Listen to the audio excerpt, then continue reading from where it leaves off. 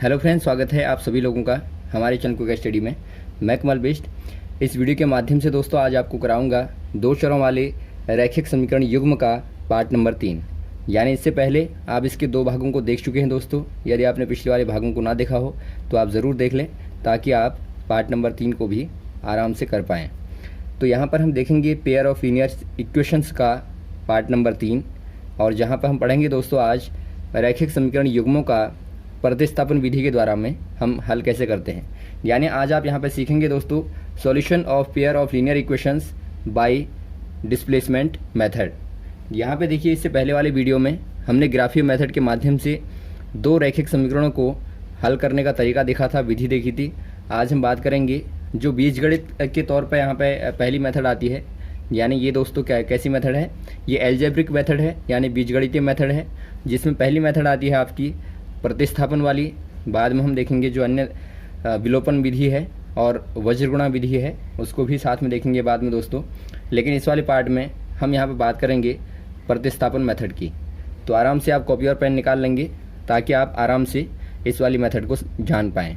आपको एक ही क्वेश्चन बताएंगे दोस्तों और आपको आराम से समझ में आ जाएगा और फिर आसानी से सारे क्वेश्चन को कर सकते हैं। तो शुरू करते हैं वीडियो को।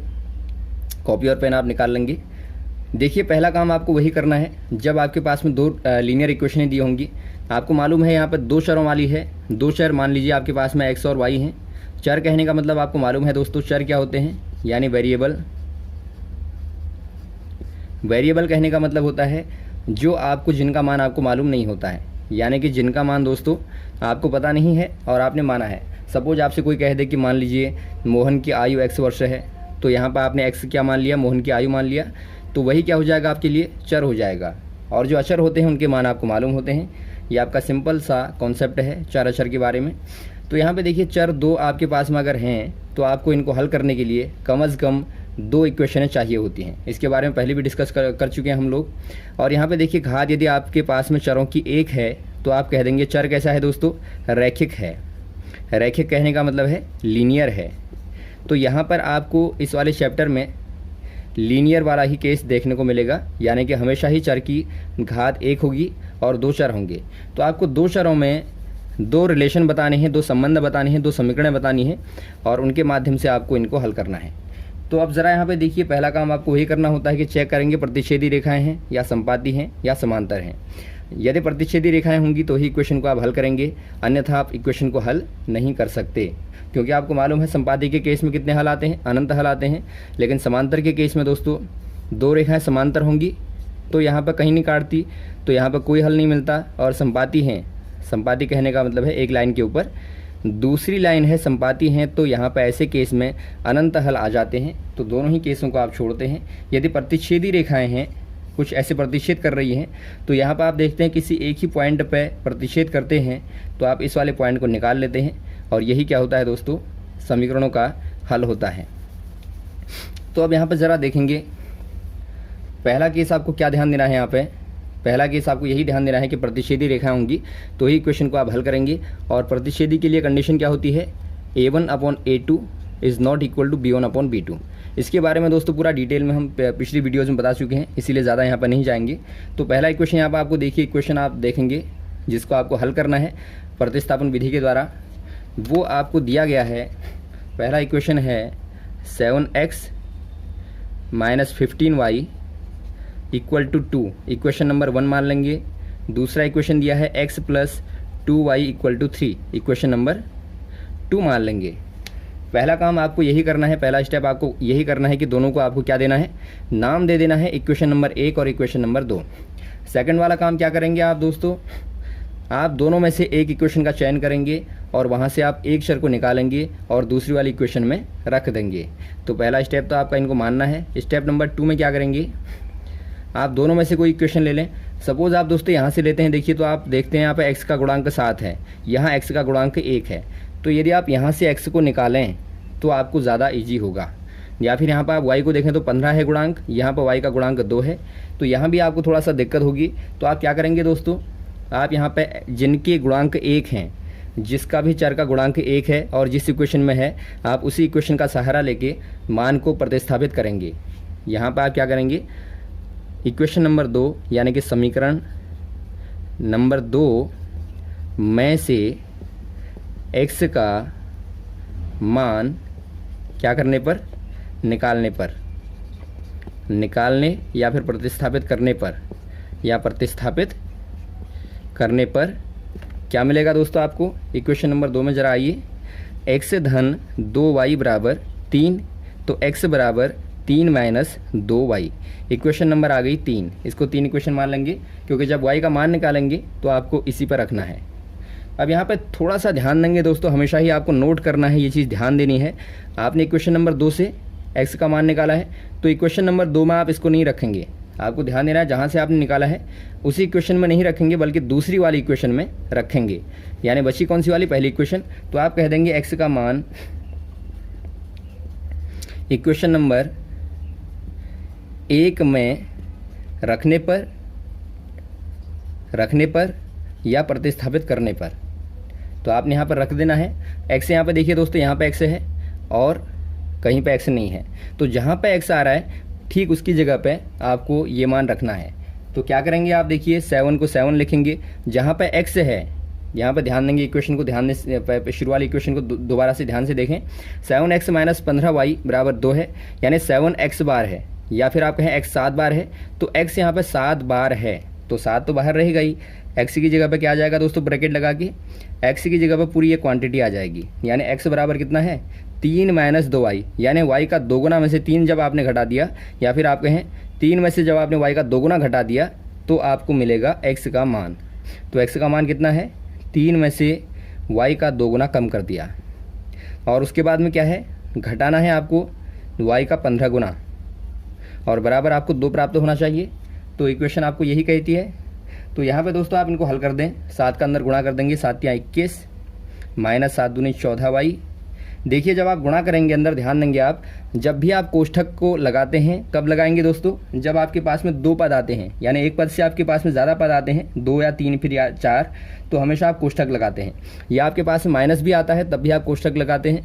यहाँ पे देखिए 2 पद आ रहे हैं आपके पास में, कोष्ठक लगाया, और ये प्रत्येक पद के साथ में गुणा करेगा। ऐसा नहीं कि आप 3 के साथ में गुणा कर दें या 2 के साथ में गुणा कर दें, पहले आप यहाँ पे इसके साथ गुणा करेंगे, फिर इसके साथ गुणा करेंगे। और गुणा का नियम होता है दोस्तों, चर के साथ चर गुणा होता है, अचर के साथ अचर गुणा होता है।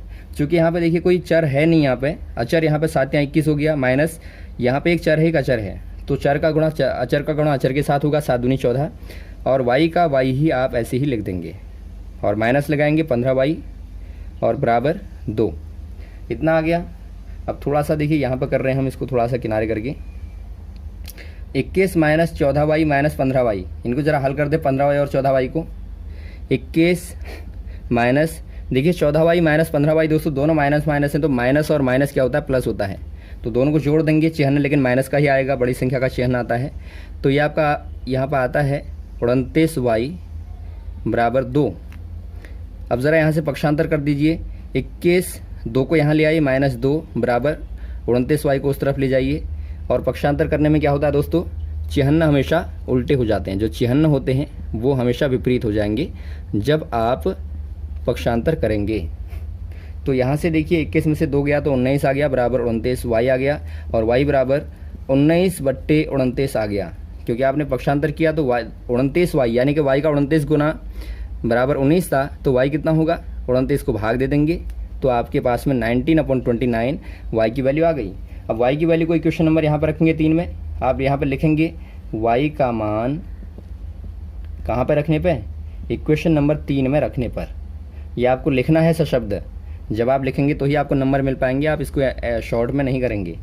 तो y का मान यहाँ लिखेंगे x बराबर 3 माइनस 2। अब देखिए 2y का 2 गुना है, तो 2 को तो आप ऐसे ही लिखेंगे, लेकिन y की जगह पे क्या लिखेंगे, y का मान जो मालूम है वही आप रख देंगे। y का मान आपने 19/29 रखा, और बिल्कुल आपने वैसे ही रखा, देखिए x को x से लिखा है, बराबर को बराबर लिखा है, 3 को 3 लिखा है, माइनस को माइनस लिखा है, 2 को 2 लिखा है, y को 19/29 लिखा है। अब ज़रा इसका अंदर गुणा कर दें तो x बराबर 3 माइनस 19/38 हो गया, बट्टा 29 हो गया।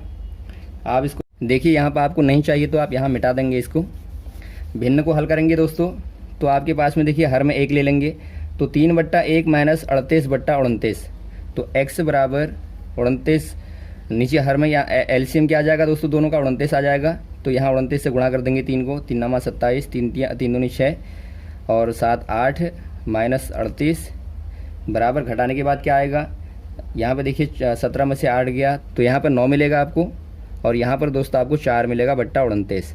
तो 49/29 आपके पास में आंसर आता है एक्स का। यानी दोस्तों दोनों की वैल्यू आपको मालूम हो गई। फाइनली आप यहाँ पर सब कुछ मिटा देंगे, आप छोड़ देंगे इनको। एक्स बराबर 49/29, दूसरा है आपके पास में वाई बराबर 19/29। दो मान आगे और सब कुछ आप मिटा देंगे, और यही आपको चाहिए था, जो आपको निकालना था। यानी वो पॉइंट होगा दोस्तों, आप इसको यदि पॉइंट के तौर पर देखें तो ये आपका 49/29, 19/29 ये वो वाला पॉइंट होगा जहाँ पे दोनों रेखाएं कट कर रही होंगी। क्लियर हो गया आपको? तो यही आपका दोनों इक्वेशनों का क्या हो जाएगा, हल हो जाएगा। अब देखिए दोस्तों, आप यहाँ पे यदि इसको चेक करना चाहें, आपको थोड़ा सा कन्फ्यूज़न हो, मान लीजिए कि आपकी वैल्यूज़ यहाँ पे सही आई नहीं आई, तो क्या करेंगे आप, दोनों में से कोई इक्वेशन लेंगे, आप उस पर रखेंगे। जैसे x + 2y = 3 आपने लिया, तो यहाँ पे यदि आप बाईं तरफ रखेंगे तो मान आपको दाईं तरफ वाला मिल जाना चाहिए। तो x की जगह पर रखेंगे 49/29 और प्लस 2 गुणा y की जगह 19/29। आप इसको हल करें, 49/29 धन 19 दूनी 38 हो गया बट्टे 29। आप ज़रा इन दोनों को जोड़ें और बट्टा 29 कर दें। दोनों को जोड़ के दोस्तों आता है 87/29 और भाग देते हैं तो आपको 3 मिलता है, और यहाँ पे भी देखिए बराबर 3 ही है। यानी आपने दोनों के आंसर क्या निकाले हैं, एकदम ठीक निकाले हैं। तो आप इस तरह से चेक कर सकते हैं। यदि आपको आंसर को चेक करना है तो ये चेक करने का तरीका है। तो यहाँ तक आपको क्लियर हो गया होगा दोस्तों, यही कहलाती है प्रतिस्थापन विधि। तो आपने देखा कि प्रतिस्थापन विधि के द्वारा आप कितनी आसानी से क्वेश्चन को हल कर लेते हैं। अब देखिए एक क्वेश्चन और ले रहे हैं, बहुत ही इजीली आप यहाँ पे इसको करेंगे। अब थोड़ा सा यहाँ पे क्या करेंगे, हम थोड़ा शॉर्ट में करेंगे ताकि आपको डिटेल में तो समझ में आ गया। जैसे पेपर पे करेंगे तो आपको विस्तार में ही करना है, लेकिन अब जैसे आपको यहाँ पे बताएंगे थोड़ा सा शॉर्ट में करेंगे। जैसे क्वेश्चन ले रहे हैं, एग्जाम्पल देखिए, 3x / 2 - 5y / 3 = -2, और बाद वाला इक्वेशन आपको दिया गया है x/3 + y/2 = 13/6। इक्वेशन नंबर 2 दिया है। यहाँ पे देखिए दोस्तों, पहली बात जो इक्वेशन यहाँ पे है आपको भिन्न के रूप में दी गई है।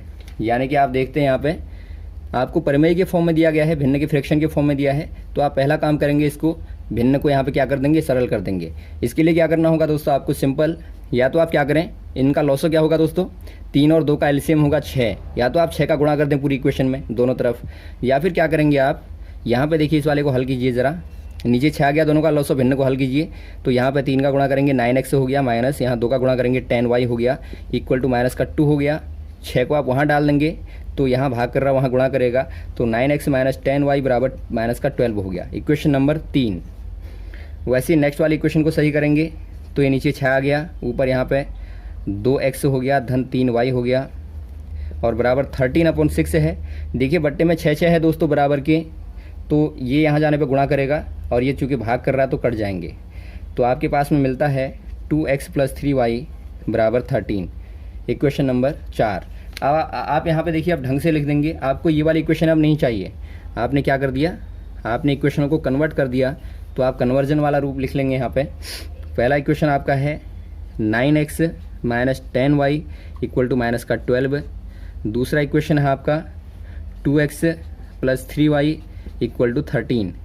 इक्वेशन नंबर आप इसको 3 मान लीजिए, इसको आप 4 मान लीजिए। अब देखिए आप इनके माध्यम से बिल्कुल वही करना है आपको जो शुरू वाली मेथड में आप कर रहे थे।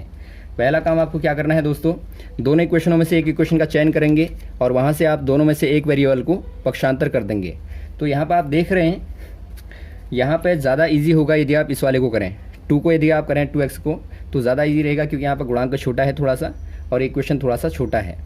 तो आप यहाँ पकड़ लेंगे इस वाली इक्वेशन को, यहाँ से पक्षांतर करेंगे, 2x बराबर आपका 13, पक्षांतर करने में -3y हो जाएगा, और x बराबर 13 - 3y / 2। अब देखिए थोड़ा सा वैसे ही कर रहे हैं, थोड़ा सा यहाँ पर हम शॉर्ट में कर रहे हैं। अब इसको आप इक्वेशन नंबर 5 मान लीजिए। इस वाले मान को दोस्तों आप पहली वाली इक्वेशन में रखेंगे, x की जगह पे 9 13 - 3y / 2 और माइनस का 10y इक्वल टू माइनस का 12 आपने यहाँ मान रख दिया इक्वेशन में। जहाँ पर x था वहाँ पर आपने ये रखा और सारा देखिए सेम है, वही है जो आपने ऊपर लिखा है। तो अब क्या करेंगे दोस्तों, आप इसको हल कर दीजिए। 9 का अंदर गुणा करेंगे तो 9 का 13 में गुणा करने पे 117 आएगा, माइनस 27y आएगा, डिवाइड बाई 2 आ जाएगा, माइनस का 10y आ जाएगा, इक्वल टू माइनस का 12। अब यहाँ पे देखिए दोस्तों, चूँकि 10y है और बट्टे में कुछ नहीं है और यहाँ बट्टे में 2 है, तो आप इसको हल समान करने के लिए दोनों के हरों को 2 से ऊपर नीचे गुणा करेंगे तो ये 20y/2 हो जाएगा। क्लियर है, कोई चेंज नहीं किया हमने, केवल क्या कर दिया, हमने यहाँ पर ऊपर नीचे 2 का गुणा कर दिया। जैसे कि आपका 10 था तो गुणा 2/2 कर दिया, तो माइनस का 20y/2 आ गया, बराबर माइनस का 12 आ गया। अब देखिए 2 यहाँ पे दोनों में कॉमन है, तो आप इस वाले 2 को क्या ले लेंगे, नीचे से हर में ले लेंगे और 117 माइनस 27y और minus 20y equal to minus का 12 आ गया। 2 का यहाँ गुणा कर देंगे दोस्तों, तो 2 का जैसे आप यहाँ गुणा करेंगे तो आपको क्या मिल जाएगा, 117 माइनस, दोनों को भी हल कर लीजिए। यहाँ देखिए 27y है और यहाँ पे 20y है, दोनों माइनस में है तो जुड़ जाएंगे। माइनस का 47 यानी कि 47y हो जाएगा, बराबर 2 यहाँ जाके गुणा कर देगा, माइनस का 24। अब देखिए 47 को आप यहाँ डाल देंगे, पक्षांतर करेंगे तो 117 माइनस का 24 यहाँ आने पर प्लस का 24 हो जाएगा और माइनस का 47y पक्षांतर पर प्लस का 47y रह जाएगा। तो इनको आप जोड़ेंगे तो जोड़ने पर आपको 141 मिलेगा, equal to 47y, y equal to 141 divide by 47। और यहाँ पे देखिए 7 या 21, 7 या 21 3 बार जा रहा है, काट देंगे तो आप 3 बार यहाँ पे भाग जाता है। तो y का मान कितना आ गया दोस्तों, 3 आ गया। y के मान को कहाँ रखेंगे, इक्वेशन नंबर 5 में। तो यहाँ पे ये नहीं चाहिए आपको, इक्वेशन नंबर 5 में रखें। x बराबर क्या हो जाएगा, 13 माइनस 3y, 3y है, 3y की जगह पर 3 रखेंगे, बट्टा 2। देखिए 13 माइनस 3 3, y की जगह गुणा 3, बट्टा 2। x बराबर 13 माइनस 9/2, 13 में से 9 को घटाएंगे तो 4 आएगा, बट्टा 2, काटने पर 2, यानी x का मान 2 आ गया। तो यहाँ पर आप देखते हैं दोस्तों, x बराबर 2, y बराबर 3, मिटा देंगे सब कुछ, जो आपको चाहिए थे वो मान के आगे, x बराबर 2, y बराबर 3। तो इतनी आसानी से दोस्तों आपने दोनों इक्वेशनों को हल कर लिया। तो आपने देखा शुरू में आपका थोड़ा सा टाइम लगा, बाद वाले में देखा आपने कुछ भी टाइम नहीं लगता। ये भी आपने यहाँ पे देखा कि हम बार बार चीज़ों को बता रहे थे, नहीं तो आपको यहाँ पे ज़्यादा से ज़्यादा 2 मिनट लगेंगे इक्वेशन को सॉल्व करने में। तो आपको क्लियर हो गया होगा, दोनों प्रकार की इक्वेशन आपको बता दी। अब देखिए थोड़ा सा इसके क्वेश्चन है दोस्तों, जिस पर आपको इक्वेशन बनानी है और बाद में आप हल कर लेंगे। आपको देखिए इक्वेशन बनाना बता दे रहे हैं और हल आप खुद ही कर लेंगे। देखिए ज़रा क्वेश्चन जो आपको दिए गए हैं, जो आपकी बुक में है, एनसीईआरटी की बुक में जो क्वेश्चन है, ये क्वेश्चन है आपके, जिनसे आपको इक्वेशन बनानी है, फिर बाद में हल करना है। पहला क्वेश्चन आपको दिया गया है, 2 संख्याओं का अंतर 26 है। पहला काम आप 2 संख्याएं मान लेंगे, क्योंकि आपको मालूम नहीं है, एक संख्या x होगी, दूसरी y होगी। दोनों का अंतर कहने का मतलब है दोस्तों, दोनों को घटाने पे कितना मिलता है, 26 मिलता है। पहली क्वेश्चन आ गई। दूसरी क्वेश्चन क्या कहता है, और एक संख्या दूसरी की 3 गुनी है। यानी पहली संख्या मान लीजिए आपकी दोस्तों x है, दूसरी संख्या क्या हो जाएगी, पहली की 3 गुनी। पहली 2 संख्या आपकी x और y है, तो एक संख्या मान लीजिए y संख्या बड़ी है x से, तो y क्या हो जाएगा दोस्तों, x का 3 गुना हो जाएगा। इक्वेशन नंबर 2 इक्वेशन आ गई। यहाँ से आप इनको हल करेंगे तो आराम से आपको मान मिल जाएगा। तो पहला आपका यहाँ पे 2 इक्वेशन तैयार हो गई। अगला क्वेश्चन देखिए। अगला क्वेश्चन कहता है दोस्तों, 2 संपूरक कोणों में बड़ा कोण छोटे कोण से 18 डिग्री अधिक है। आपको मालूम होना चाहिए दोस्तों, जो संपूरक कोण होते हैं, संपूरक कोणों का योग 180 होता है। सपोज आपके पास में 2 कोण x और y हैं, तो दोनों का योग क्या होगा, 180। ये आपको दिया नहीं गया होगा, आपको मालूम होना चाहिए कि दोनों संपूरक कोणों का योग 180 होता है। यदि आपके पास में पूरक कोण होंगे दोनों, तो दोनों का योग 90 होता है। यहाँ पर संपूरक है तो आप ये वाला कंडीशन लगाएंगे। और पहला कोण कहा गया है दूसरे कोण से 18 डिग्री बड़ा है, तो y जो होगा, मान लीजिए x और y में y बड़ा है, तो y बराबर x धन 18 होगा। आपके पास में इक्वेशन नंबर 2 आ गया। अब देखिए इक्वेशन नंबर 1 और 2 दोनों आ गए। यदि आप y का मान यहाँ रखते हैं, प्रतिस्थापित करते हैं, आराम से आप हल कर लेंगे। अगला क्वेश्चन देखेंगे।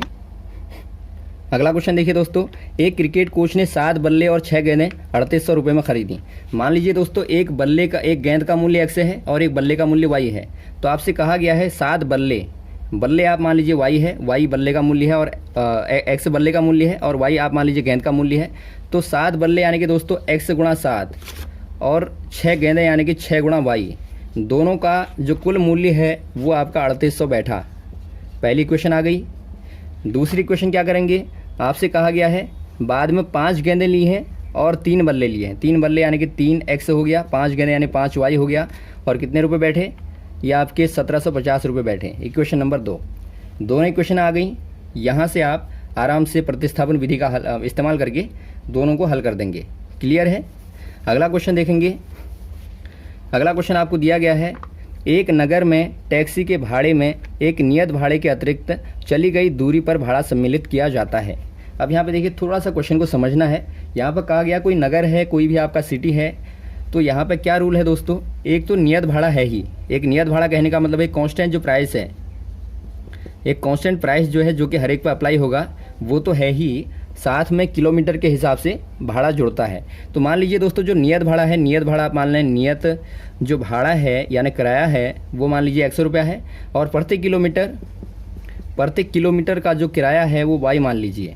अब देखिए पहले कंडीशन में क्या है, आपसे कहा गया है कि 10 किलोमीटर दूरी के लिए भाड़ा 105 रुपये है। अब देखिए 10 किलोमीटर तो आपकी दूरी में है और वैसे नियत भाड़ा तो लगेगा ही, x तो आपका आएगा ही दोनों केसों में। और दूरी कितनी है दोस्तों, y के लिए आपका आपने y रुपया माना है 1 किलोमीटर के लिए, तो 10 किलोमीटर के लिए कितना हो जाएगा, 10 गुणा y बराबर टोटल कितना हो जाएगा दोस्तों, 105 रुपये। पहला इक्वेशन हो गया। दूसरा इक्वेशन देखिए 15 किलोमीटर के लिए भाड़ा 155 रुपये है। नियत भाड़ा तो आएगा ही यहाँ भी, लेकिन 15 किलोमीटर के लिए 15 y रुपया होगा और बराबर टोटल हो जाएगा 155 रुपया। दोनों इक्वेशन को हल करेंगे तो आपको यहाँ से क्या मिल जाएगा, यहाँ से आपको x और y का मान निकलेगा। और आपको बाद में क्वेश्चन और पूछा गया है छोटा सा, ध्यान देंगे आप, एक व्यक्ति को 25 किलोमीटर की दूरी तय करनी है तो कितना भाड़ा देना पड़ेगा। क्या करेंगे 25 किलोमीटर के लिए, x धन 25y आप निकाल लेंगे क्योंकि नियत भाड़ा तो लगेगा ही, और साथ में 25y और करेंगे, यानी आप यहाँ पर x और y का मान रखेंगे क्वेश्चन में तो आपको आंसर मिल जाएगा। तो आपको समझ में आ गया होगा क्या करना है आपको। पहले आपने इक्वेशन बनानी है, नियत भाड़ा धन प्रति किलोमीटर में भाड़ा गुणा 10 और बराबर 105 दिया है। नियत भाड़ा धन प्रति किलोमीटर में भाड़ा y और 15 किलोमीटर चलना है तो 15y हो गया बराबर 155। दोनों को हल करेंगे x और y का मान आसानी से आ जाएगा। और यदि आपको वो निकालना होगा और क्वेश्चन जुड़ा होगा जो पीछे वाला, तो आप इस वाली इक्वेशन से निकाल लेंगे। नेक्स्ट क्वेश्चन देखिए दोस्तों, यदि किसी भिन्न के अंश और हर में दोनों में 2 जोड़ दिया जाए। पहली बात आप यहाँ पे कोई भिन्न मानेंगे, सपोज यहाँ पे देखिए दोस्तों हम लिख नहीं रहे हैं क्योंकि टाइम ज़्यादा लग जाएगा, तो कुछ नहीं करना है आपको। जैसे आप मानेंगे जब भी क्वेश्चन को करेंगे, पहला काम आप कंडीशन क्या लेंगे, माना आपके पास में अंश बराबर x है, माना हर बराबर क्या है, माना हर बराबर आपके पास में y है, ये पूरा आपको लिखना है। तो उसके बाद में भिन्न क्या बनेगी, x बट्टा y बनेगी। ये आपके पास में भिन्न आ गई। अब देखिए यदि आप अंश और हर दोनों में, अंश में और हर में दोनों में 2 को जोड़ दें तो आपके पास में भिन्न जो प्राप्त होती है 9/11 प्राप्त होती है। Equation number 1। अब देखिए दोस्तों आप इसको थोड़ा सा लीनियर करने के लिए क्या कर लेंगे, वज्र गुणा कर देंगे। यहाँ पर 11 का गुणा करेंगे तो आपका 11x धन 22 बराबर 9y धन 18 हो जाएगा। और x वालों को एक तरफ ले आएंगे, 11x, y वाले को इधर ले आइए, माइनस 9y बराबर 18 माइनस 22, यानी 22 से 18 को घटाएंगे तो माइनस का 4। तो इक्वेशन नंबर आपकी 1 आ जाएगी। वैसे नेक्स्ट वाला आपको दिया गया है, यदि अंश और हर में दोनों में 3 जोड़ दिया जाए। पहले 2 जोड़ा था, अब 3 जोड़ दिया जाए, यानी बिल्कुल वही कंडीशन है। भिन्न आपके पास में x बट्टा y है। यदि आप यहाँ पे 3 जोड़ दें ऊपर नीचे तो आपके पास में क्या प्राप्त होता है दोस्तों, 5/6। यहाँ भी आप वही करेंगे, वज्र गुणा कर देंगे, वज्र गुणा 6x धन 6 × 18 बराबर 5y धन 5 × 15। अब देखिए x और y वालों को एक तरफ ले आएंगे, 6x माइनस 5y बराबर 15 माइनस 18। तो 15 माइनस 18 कितना हो जाएगा दोस्तों, माइनस का 3 हो जाएगा। और 6x माइनस 5y को ऐसे ही लिखेंगे। तो आपके पास में इक्वेशन नंबर 2 इक्वेशन आ गई, देख रहे हैं आप यहाँ पे। इक्वेशन नंबर 1 आ गई, इक्वेशन नंबर 2 आ गई। दोनों इक्वेशनों को आप प्रतिस्थापन विधि के द्वारा आराम से हल कर लेंगे। तो ये क्वेश्चन आपके थे दोस्तों। एक क्वेश्चन और है छोटा सा, फटाफट देख लीजिए आप इसको भी।